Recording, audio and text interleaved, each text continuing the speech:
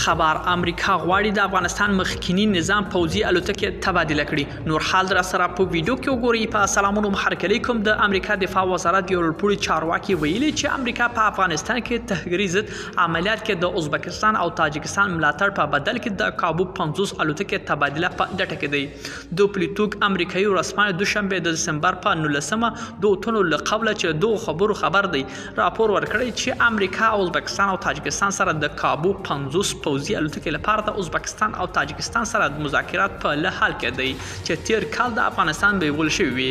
دغه راپور له مخې د طالبانو رژیم د افغانستان مخکینی نظام د ځای ناستې په توګه ادعا کوي چې د الوتکې دوی پورې اړه لري. په دغه راپور کې راغلي چې ازبک چارواکي ټینګار لري چې الوتکې او چورلکې په امریکا پورې اړه لري او افغانستان ته نه ورکول کیږي.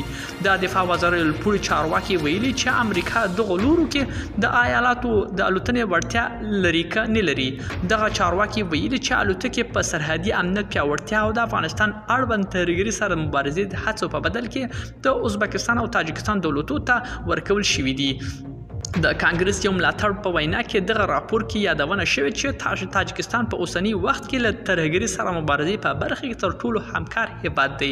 په راپور کې همدا راز راغلی لیږل ښکاري چې ازبکستان تاجکستان د روسیې سره د تاریخي اړو ته پام ونیسي او امریکا ته اجازه ورکړي ترڅو په افغانستان کې عملیات ترسره کولو لپاره په خپلو هیوادونو کې لا زیاتې دایمي اړیکې جوړې کړي. ملګرو دا به زموږ چمتو شوی ویډیو که ستاسو د ویډیو په اړه کوم نظر پیشنهاد لرئ موږ سره په کومنټونو کې شریک کړئ او د لا ښکلو ویډیوګانو لپاره له موږ سره پاتې شئ. تر بیا ښې چارې.